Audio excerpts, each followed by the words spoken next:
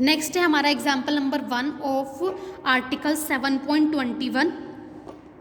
इसमें क्या है, angle between two line in which a plane through the vertex of a cone cut a cone. ध्यान से देखो 7.20 आर्टिकल में क्या है, आपको एंगल फाइंड आउट करना है। एंगल वो जो दो लाइनों के बीच में बन रहा है, लाइन कैसे आ रही है, angle between two line in which a plane through the vertex of a cone cut a cone. देखो सभी आपके पास एक कोन है, ठीक है, उस कोन के वर्टेक्स में से एक प्लेन पास हो रहा है, ये प्लेन पास हो रहा है और इस कोन को इस प्लेन ने कट कर दिया, ठीक है। जब ये प्लेन हमारा जब ये प्लेन हमारा इस कोन में से पास होगा तो ये वाला हिस्सा तो इनसे काट दिया, ठीक है, खत्म हो गया, तो हमारे पास ये वाला हिस्सा रह गया ना कोन का, ठीक है। तो इस वाली लाइन के बीच में और इस वाली लाइन के बीच में जो एंगल बनेगा वो एंगल आपने निकालना है। क्लियर है, angle between two lines in which a plane through the vertex. देखो प्लेन किस में से पास हो रहा है, वर्टेक्स में से पास हो रहा है, of a cone cut a कोन, इस कोन को ये कट कर रहा है, ठीक है। तो ये वाला सरफेस तो हट जाएगा, तो यहाँ पे तो सेक्शन की बात हो रही है, plane of section of a cone. क्या बोलेगा ये, plane of a section of a cone, कि जब किसी प्लेन ने किसी कोन को काट दिया तो जो ये हमारे पास ये सरफेस बचेगा, तो ये हमारे पास ये सरफेस जो बचेगा ना हमारे पास, तो इस सरफेस की जो ये लाइन है और ये लाइन है, इन दोनों के बीच में हमने एंगल निकालना है, ठीक है। तो हमें पता है कि जब कोई सरफेस की दूसरे सरफेस को काटता है तो उसके बाद जो सरफेस मिलता है उसको हम सेक्शन बोलते हैं। तो ये हमारा सेक्शन है, बचा हुआ सेक्शन, ठीक है। तो देखो find the angle between the lines of section, find the angle between the lines of section of the plane x + 3y - 2z = 0 and the cone this. हमारे पास एक कोन गिवन है, एक प्लेन गिवन है। जब इस प्लेन ने इस कोन को कट किया तो आपके पास ये सेक्शन रह गया, ठीक है। तो इन दोनों जो हमारे पास लाइन ऑफ सेक्शन है, ये हमारी लाइन ऑफ सेक्शन है, इनके बीच में जो एंगल है वो आपने निकालना है। Find the angle between the line of section of the plane and the cone this, ठीक है। द गिवन प्लेन लिख लिया हमने गिवन कोन की इक्वेशन भी लिख ली। तो मुझे पता है कि जब इस प्लेन ने इस कोन को कट कर दिया तो हमारे पास ये सेक्शन बचा, ठीक है।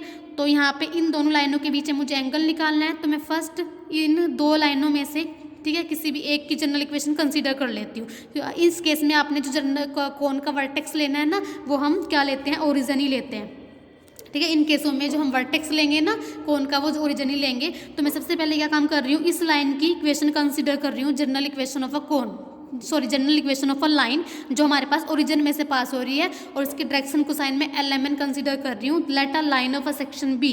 तो हमारे पास जो कोन कट हो गया प्लेन से, तो उसके बाद जो सेक्शन बचा उसमें से इस लाइन की इक्वेशन में कंसीडर कर रही हूँ जनरल इक्वेशन जो ओरिजिन में से पास हो रही है, x - 0/L, y - 0/m, z - 0/n। तो मेरे पास इस लाइन ऑफ सेक्शन की इक्वेशन मैंने कंसीडर कर ली, ठीक है। Since it lies in the plane 1, अब देखो जो मेरे पास ये लाइन है, ठीक है, ये प्लेन के ऊपर तो लाई कर ही रही है, क्योंकि यहाँ पे हमारे पास कोन था, उसके ऊपर तो एक प्लेन आ गया ना जब उसने कोन को कट कर दिया। तो जो लाइन है ये प्लेन के ऊपर लाई कर रही है, बिल्कुल लाई कर रही है। Therefore it is perpendicular to the normal to plane 1। तो अगर मैं किस प्लेन के ऊपर कोई नॉर्मल डाल दूँ, ठीक है, नॉर्मल डाल दूँ प्लेन के ऊपर, और ये मेरी क्या है, लाइन ऑफ सेक्शन है, तो यहाँ पास में देखो दोनों परपेंडिकुलर ही नहीं है, दोनों के बीच में 90 का एंगल बन रहा है। तो उसका मतलब है कि दोनों लाइनें परपेंडिकुलर हो गई। तो अगर टू लाइन्स परपेंडिकुलर हो जाती हैं तो उनके डिसीज का प्रोडक्ट का सम 0 हो जाता है। इस लाइन के डिसीज क्या है, LMN, और इस लाइन के नॉर्मल के डिसीज क्या होंगे, जो हमारे पास प्लेन के डिसीज होंगे। प्लेन के डिसीज क्या है, 1, 3 - 2, ठीक है। तो मैं अपनी L1 L2 M1 M2 + N1 N2 = 0 वाली कंडीशन लगा रही हूँ। तो लगाने के बाद फर्स्ट लाइन के डायरेक्शन कोसाइन LMN है और दूसरी के 1, 3 - 2 है, तो इन दोनों के डिसीज का प्रोडक्ट हमारे पास 0 हो जाएगा। तो हमारे पास एक कंडीशन आ जाएगी। ऑल्सो हमारे पास जो ये लाइन है, जो हमारे पास ये लाइन है, ठीक है, ये प्लेन के ऊपर तो लाई कर ही रही है, कोन के ऊपर भी तो लाई कर रही है। ये हमारी जो लाइन है ये कोन के ऊपर भी तो लाई कर रही है, कि जब ये इतना हिस्सा तो हमारे पास कोन का, ये हिस्सा तो कट ही गया, तो ये हिस्सा हमारा कोन का रह गया, तो कोन के ऊपर भी लाई कर रही है। इसका मतलब है कि जो इस लाइन के डिसीज है LMN, वो कोन की इक्वेशन को भी सेटिस्फाई करेंगे। तो हमने क्या काम कर दिया, कोन की इक्वेशन में डिसीज को पुट कर दिया।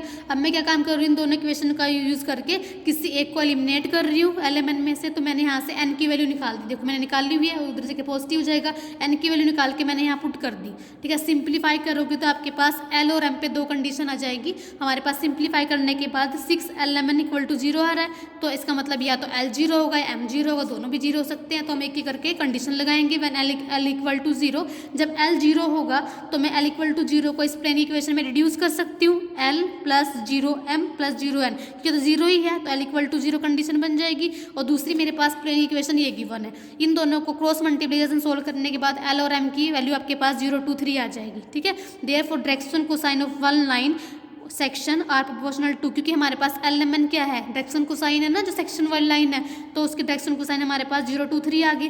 सिमिलरली जब m को 0 लूंगी, ठीक है, तो m से भी मैं प्लेन बना सकती हूँ 0l m प्लस 0n, इसको भी इसके साथ सिंप्लीफाई कराऊंगी तो दूसरे वाली लाइन के भी हमारे पास डायरेक्शन कोसाइन आ जाएंगे। दूसरा केस, now direction cosine of other line of section are proportional to this. अब अगर हमें पता है कि अगर मैंने दो लाइनों के बीच में एंगल निकालना हो, दोनों के हमारे पास डायरेक्शन कोसाइन हो, तो हम ये वाला फॉर्मूला लगाते हैं cos theta is equal to this.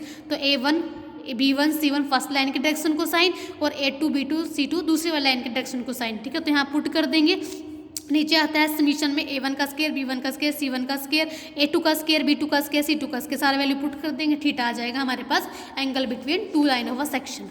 Clear है, तो आज के लिए इतना ही इनफ है। Thank you class.